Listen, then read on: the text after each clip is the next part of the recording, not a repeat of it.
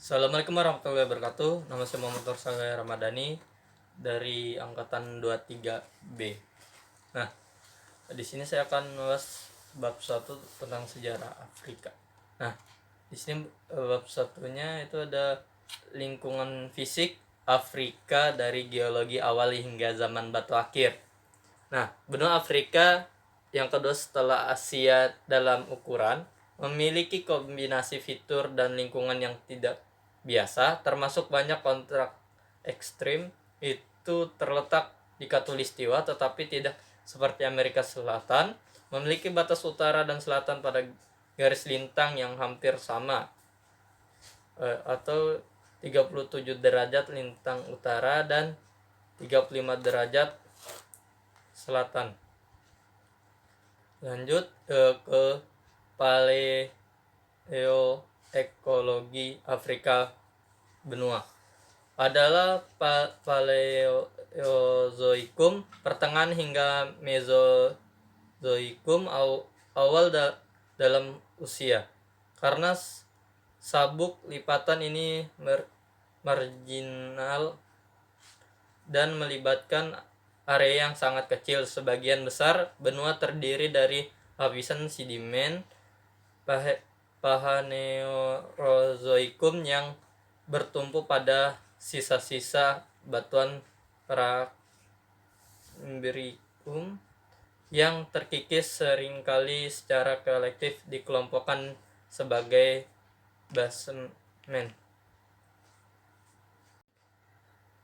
Sejarah Paleozoikum Mesoik. Pada akhir Prakambrium, hampir seluruh Afrika telah secara efektif menjadi karton stabil besar, dan sebagian besar wilayah tengah tidak pernah diserang oleh laut. Namun sedimen laut Paleozoikum memang terjadi di berbagai bagian Afrika Utara, dibatasi kira-kira oleh garis dari Gerhana ke semenanjung Sinai, dan juga di sabuk terlibat cabai di ujung selatan benua itu. Revolusi benua. Nah, di Afrika Barat batuan benua umumnya dikelompokkan di bawah istilah yang digunakan oleh ahli geologi Prancis, Continental Intercalton. Dan di Sudan dan Mesir, perpanjangannya adalah bagian dari batuan pasir Nubia. Meskipun nama Continental Intercalton harus diterapkan hanya pada batuan dari usia Jurasasi atas hingga pertengahan Kapur. Nama ini telah digunakan secara luas untuk memasukkan batuan setua karbon akhir Afrika Barat.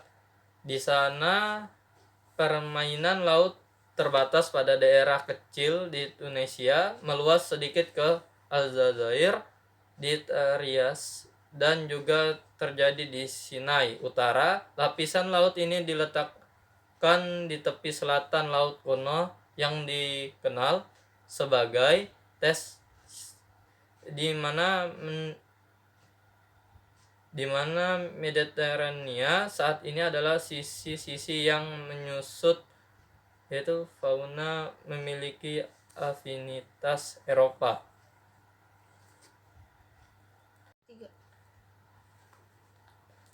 Donasi lingkungan dan evolusi iklim. Nah, Afrika saat ini menampilkan zonasi lintang yang paling cocok atau yang paling mencolok dari benua manapun. Nah, hal ini dapat dikaitkan dengan terbatasnya jangkauan penggunungan tinggi untuk menciptakan ekosonasi vertikal atau menghambat akses bebas massa udara maritim ke pedalaman benua.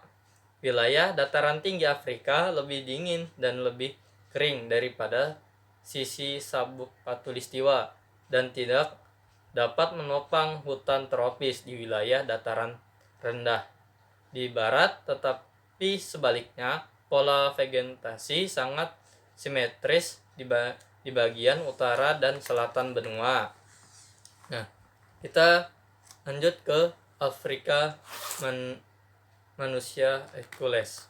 Nah, kapak tangan yang telah lama diidentifikasi sebagai ciri khas teknologi Hercules telah diketahui berasal dari Afrika sejak akhir abad ke-19 dan telah dijelaskan secara luas sejak tahun 1920-an. Sekian dari saya. Wassalamualaikum warahmatullahi wabarakatuh.